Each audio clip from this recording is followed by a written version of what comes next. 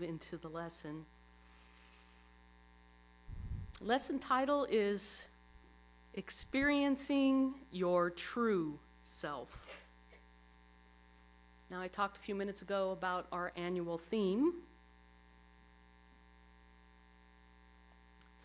Our book of the month is Journey to Your True Self. Journey to True Self by Ann Deatley, PhD.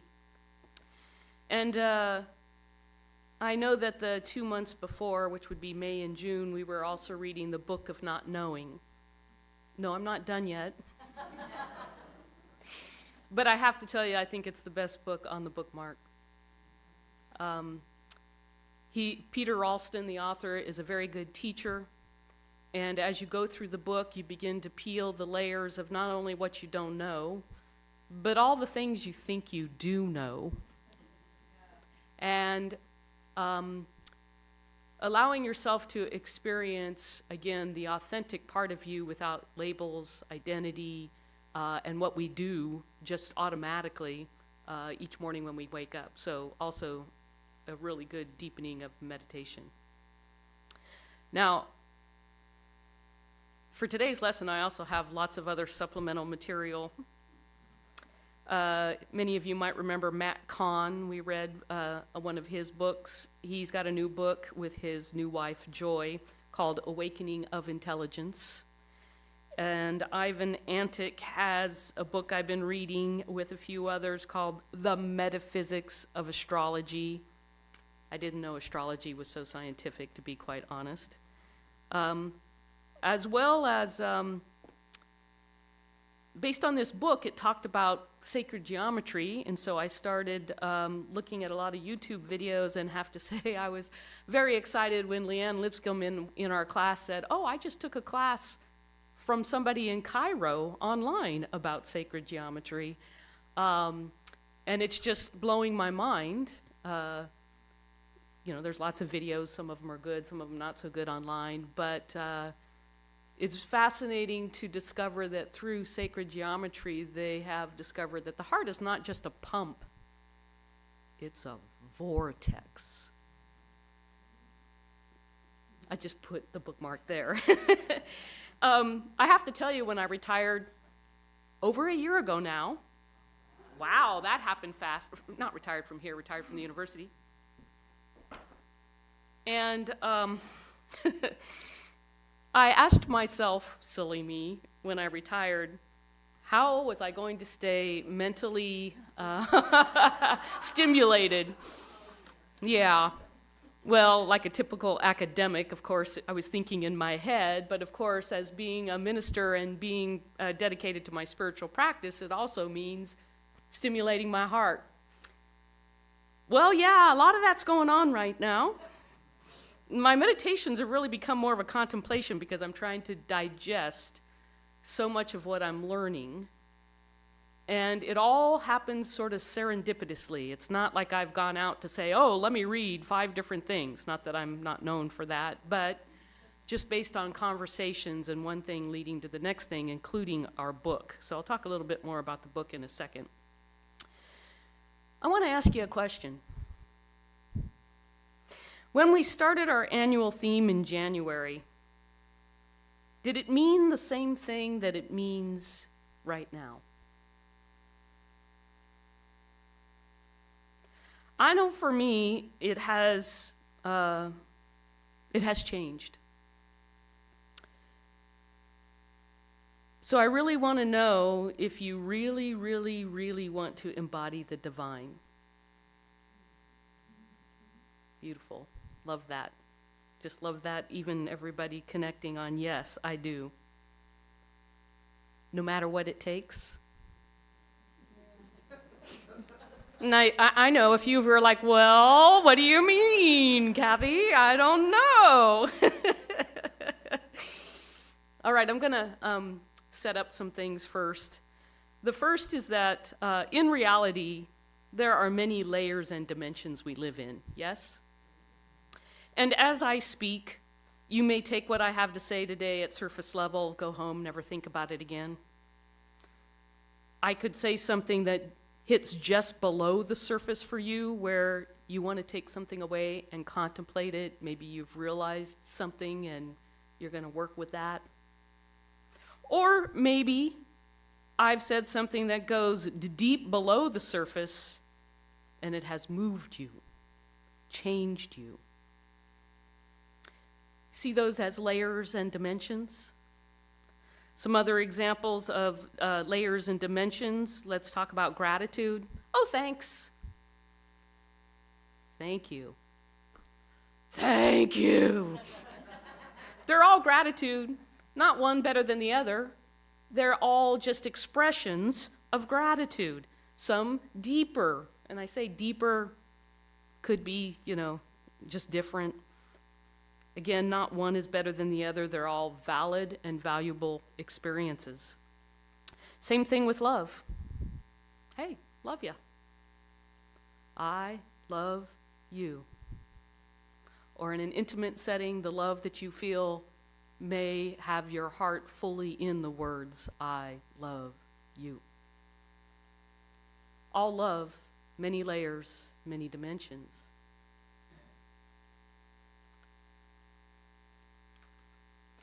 So, here's another example of layers. You see me, as in you see the skin that this soul is in. What is this skin made of? Cells. And what are within the cells? Energy. And the reason why you see this outline of my body is because of the frequency, the vibration of that energy that makes my form different than your form. And how much energy is there?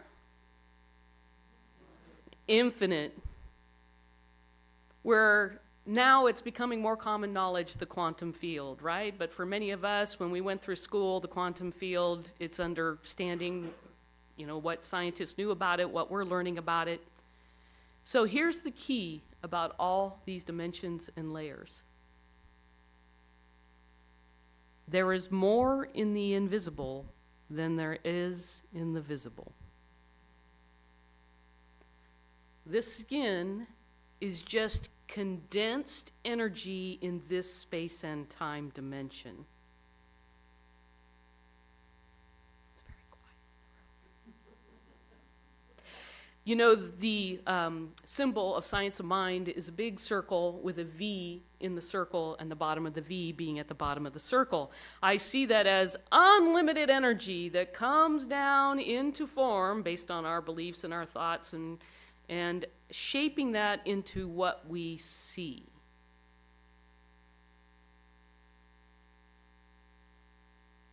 To embody the divine,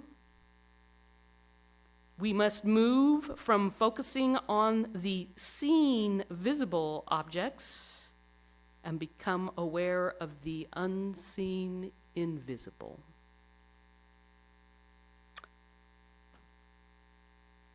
That's what the book is about.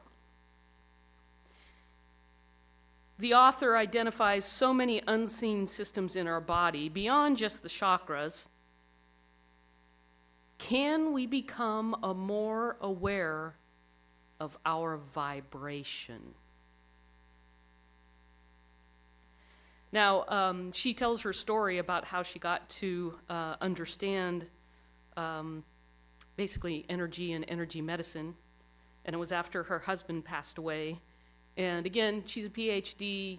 She studied, I think it was viruses, microbiology. And after her husband passed away, she moved into understanding energy. I'll talk more about the book in a second, but I want to share with you a story about the very vivid sense of Spirit telling me I needed to focus more on the unseen. I typically, frequently, after services, go to Trader Joe's to shop for the week. I was wearing these shoes. I wear them all the time.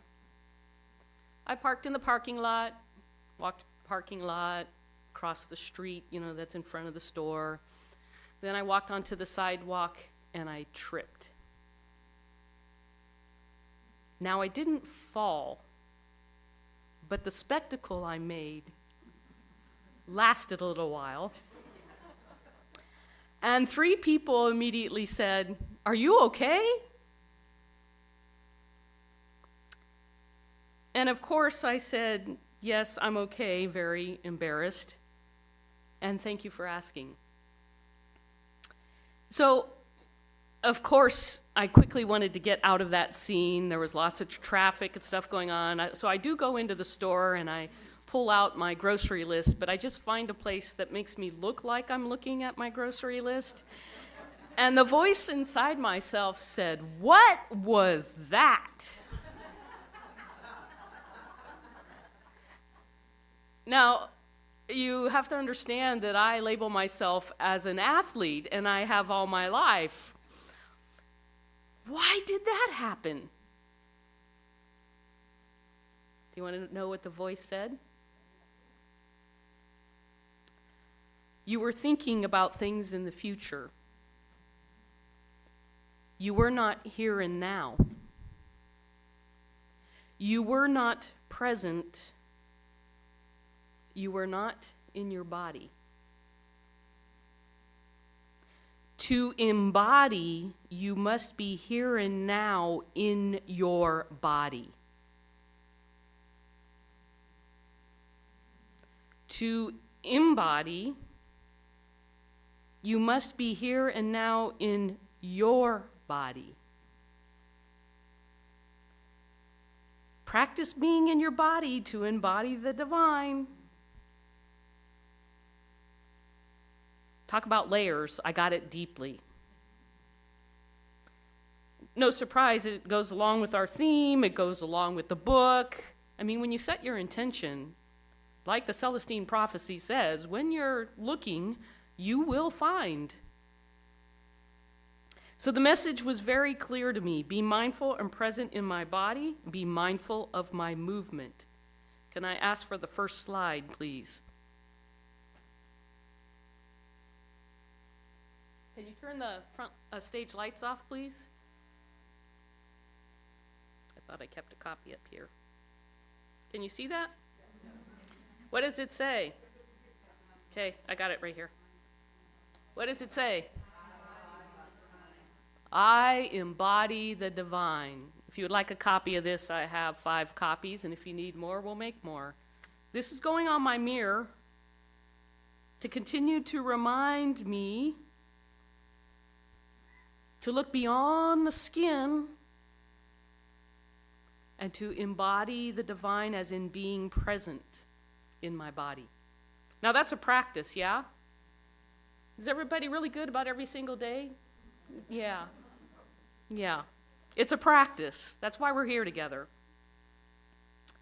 I think Ernest Holmes would be really excited, our founder, Dr. Ernest Holmes, would be really excited about this book, because the way he said it in the 40s was religion and science will come together. And the way I'll say it now is spirituality and science are coming together. So this book is both about spirituality and science. It is about learning to connect with the invisible dimensions of ourselves. And of course, there are many. So the title of the lesson, Experience Our True Self. It may sound like, if you take it at the surface level, like, yeah, I pay attention to my body. I bathe, I do this, I do that. It's not what we're talking about. We're going deeper than that. The book gives lots of practices and examples to help us become more deeply aware of ourselves, again, the invisible aspects of us. And I'm just going to focus on one section because there are many in the book. And this section is about intuition, a dimension of ourselves that's real. And she speaks about how when they have done research with leaders, those who don't believe or pay attention to their intuition and those that do, what would you guess? Because they're listening, they are open, they are tuned in. Here are some steps to access, develop, and amplify our intuition. So practices. Grounding, to be in the present moment and focused in your body. Connecting and strengthening our energetic core. Paying attention to our energies. Paying attention to our gut responses. Slowing down enough to hear our inner voice. Practicing mindfulness, meditation, silence, and other ways of counteracting the busyness of life. Now, she didn't say this, but the way I think about that is we breathe in and we breathe out. We're busy and then we're contemplative or silent or space for ourselves. It is a balance. Trust our inner voice. Trust our hearts as having deep wisdom. Practice what social scientists called empathic accuracy, an intuitive awareness of what other people think and feel, or using cues such as body language and tone of voice to help hone our skills and respond with kindness and care. And of course, that's the spiritual practice part. Because it's one thing to tune into other people's energy, it's another thing to be centered and grounded and respond with kindness and care. Okay, just some examples.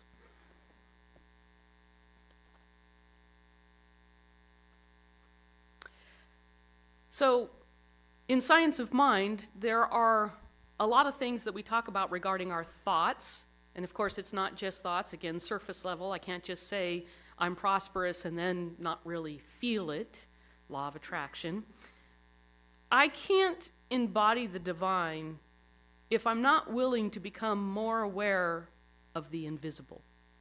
Because there's more invisible than there is visible. Are your thoughts visible? Are the laws of society visible?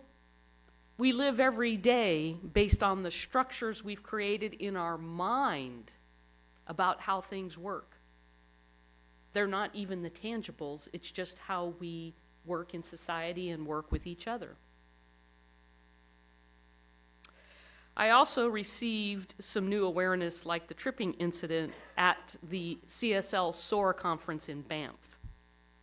Now, I'm going to go on a sidetrack and talk about the SOAR retreat, and then I'll come back to my awareness. So, how many people have been to Banff?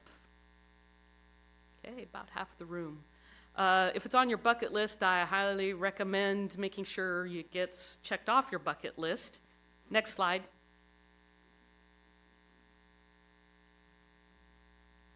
This is Lake Louise. Next slide. This is Lake Moraine. Next slide. This is the Bow River. Just a few of the beautiful scenes that you can take in when you're in Banff. So there were 9 of us that came from Chico, August 7th through the 10th. Again, absolutely stunningly gorgeous Banff National Park. Talk about the art of nature, just fabulous. By the end of the conference, people were saying, this is the Asilomar of Alberta, Canada. I won't be surprised if CSL, Centers for Spiritual Living, goes back there. So, needless to say, the environment is a beautiful setting to be connected to the source divine. The retreat had many aspects to it. Of course, the setting is one thing, but the music was done by Amy Bishop, who is a religious science practitioner and a music director at the Calgary Center for Spiritual Living. She had us crying. She had us exuberant. She had us dancing. Her and the band were just phenomenal, taking your heart everywhere. And some of the best speakers at CSL. And, of course, being with everybody who's got a common belief, just lifts us up because we're all singing and in consciousness together.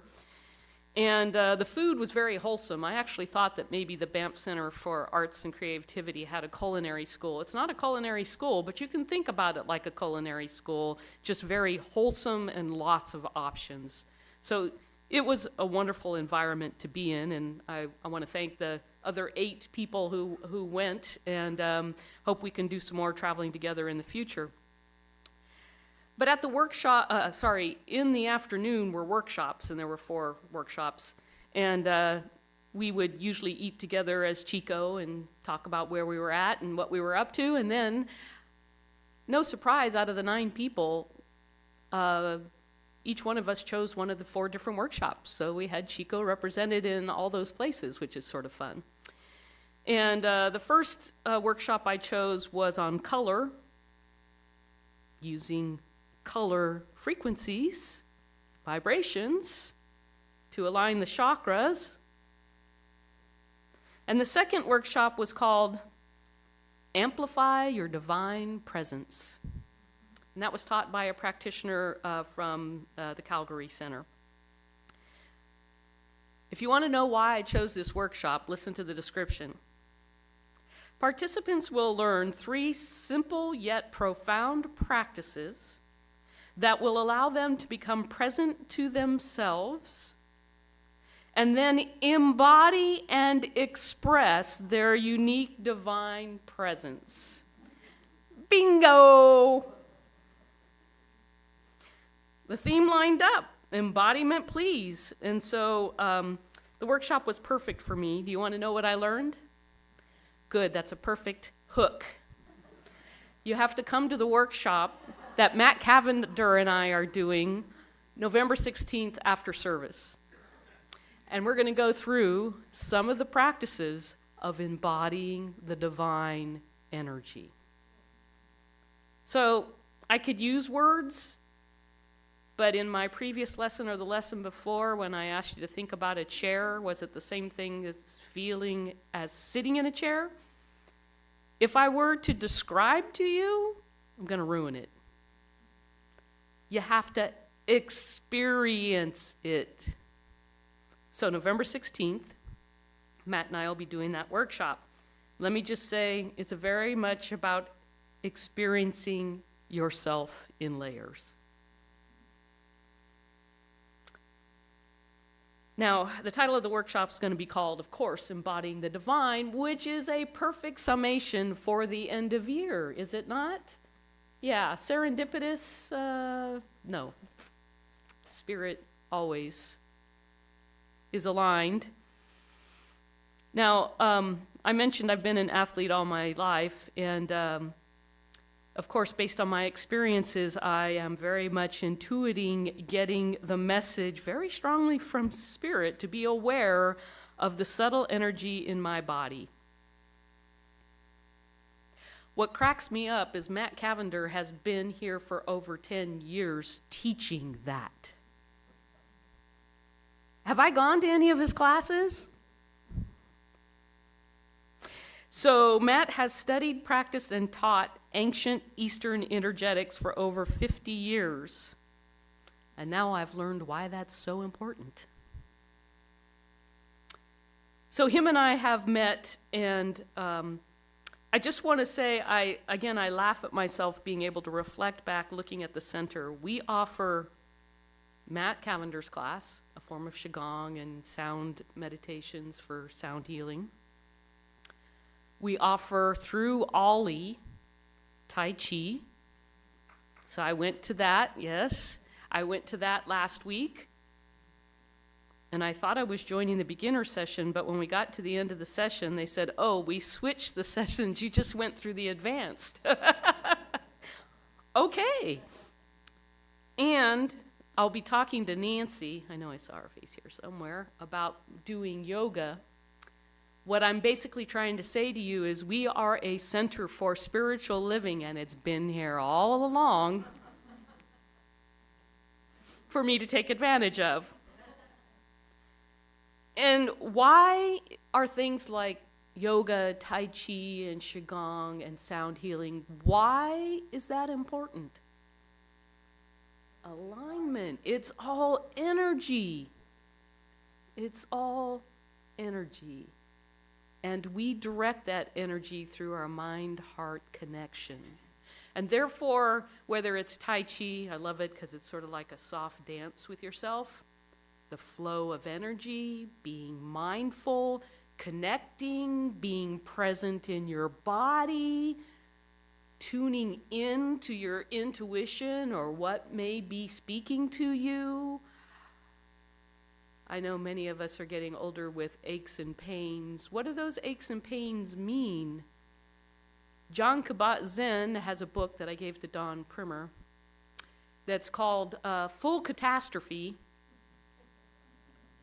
And it's about doing meditation and listening to the aches and pains in your body. There are messages there if you choose to tune in. Now, I know that's easy to say.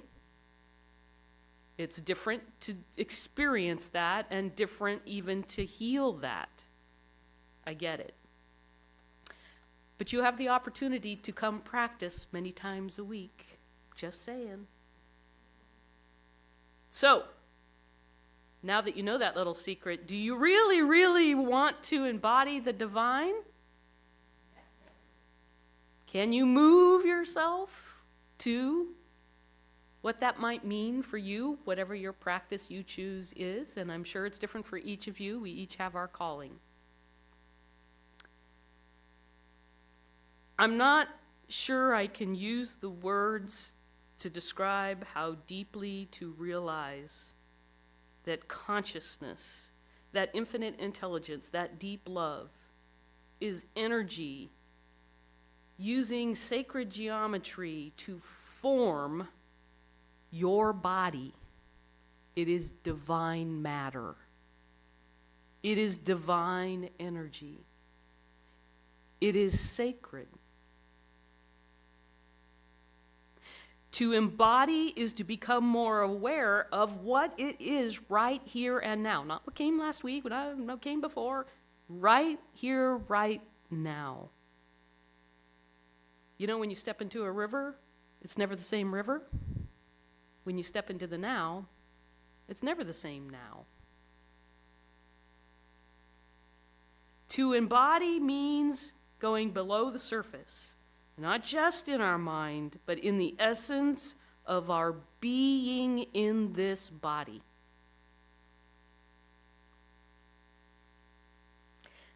This is how we experience our true self. And in case you're wondering how science of mind connects to all of this, in the Living the Science of Mind, Dr. Ernest Holmes says, when we commune with the spirit within us, we are made whole. The energy of life, capital L, flows unimpeded through us, renewing, vitalizing, and sustaining every part of our being. And one more, this is from the Science of Mind textbook. Meditation is the soul's attention centered upon the invisible. It is the recognition of an invisible presence, a silent power, a divine reality responding to us. And so it is.